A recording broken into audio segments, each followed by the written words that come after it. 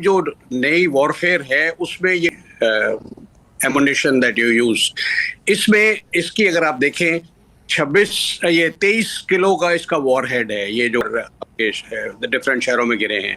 इसकी 400 किलोमीटर की स्पीड है। इसका रेडार क्रॉस सेक्शन जो इसका साइज है, in very simple word, RCS means कि एक मोटा आदमी आपको दूर से नजर आता है, एक बहुत पतला बहुत या छोटा बहुत नजदीक आने पे नजर आएगा।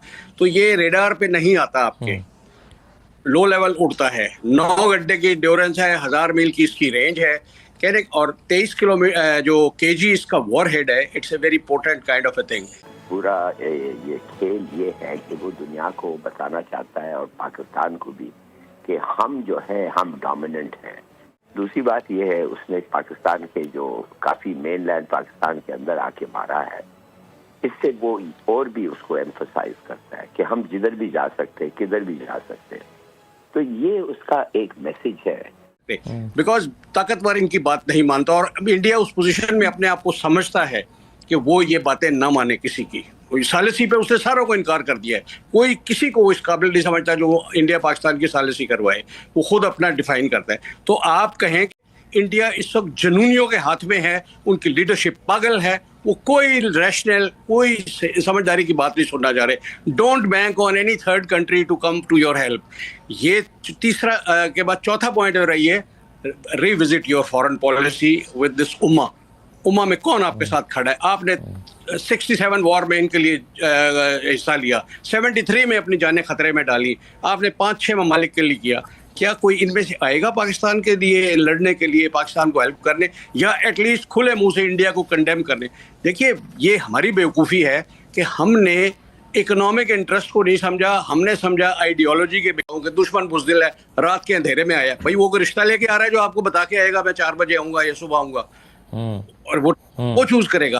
रात के अंधेरे में उसको सूट करता है, बिकॉज दूसरी कौम ज्यादातर सोई होती है। It's a surprise for most of the people. सिवाय ड्यूटी पे होने के, आप किसी अस्पताल में रात को 2 बजे चले जाए, सिवाय इमरजेंसी स्टाफ के बाकी डॉक्टर्स नहीं होते। तो ये एक मुरव्वजा एक तरीका है। लेकिन हमारा हर वजीर खड़ा होकर कह रहा है कि दुश्मन के बुज़दिलाना और रात के अंधेरे में आए और चोर रात को आते हैं। तो जो अटैक करने आपको आ रहा है वो भी चोर है, वो आपके घर का बंदा नहीं है। तो इसलिए इन चीजों से आगे हो गए। दूसरी, जैसे जान साहब ने कहा कि मुझे ये बताएं, इस गवर्नमेंट ने नेशन बिल्डिंग के लिए क्या किया है? Have they prepared this nation for war? फिर अब आप मुझे बताएं, अगर इधर इस वक्त आपने कुछ नहीं किया तो इसके माने फिर गजा के बारे में आप मुंह ना खोलें, और आपके साथ जो इंडिया कर रहा है उसके बारे में भी मुंह ना खोलें, और इंडिया जो कश्मीर में कर रहा है उसके बारे में भी मुंह ना करे। ठीक सर, सलामती कौंसिल का भी अहम तरीन इजलास हुआ। सलामती कौंसिल ने भारत की आबी दहशतगर्दी पर तहफ़्फ़ुज़ात का इजहार किया। अक़वाम मुत्तहिदा के सेक्रेटरी जनरल ने भी सालसी की पेशकश की है। चाइना ने भी पाकिस्तान के हक में काफी स्ट्रॉन्ग रिएक्शन दिया है और अपनी सपोर्ट दिखाई है। इस सारी सूरत हाल में पाकिस्तान की सफारतकारी कितनी अहम थी?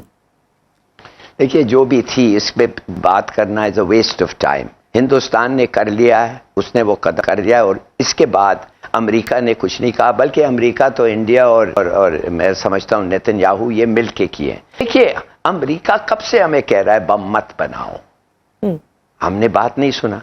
उन्होंने भुट्टो को कहा we will make a horrible example out of you, उसको उन्होंने फांसी पे चढ़ा दी। हालांकि उस वक्त बड़ा आसान काम था।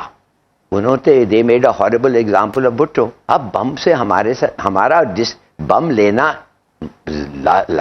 लाजिम है, इसलिए नेतन्याहू ने कह दिया, और मैंने अपने कान से सुना कि ईरान के बाद पाकिस्तान का टर्न आ रहा है, ये कहा उसने। तो सर फिर क्या ऑप्शंस आप देखते हैं कि क्या पॉसिबिलिटीज, हम कैसे रिएक्ट करें? क्या मिसाइल स्ट्राइक करें? क्या हम न्यूक्लियर वॉर की तरफ जाएं? कन्वेंशनल वॉर की तरफ जाएं? स्ट्राइक्स करें? क्या आपकी नजर में क्या किस तरह से हमें रिएक्ट करने की जरूरत है?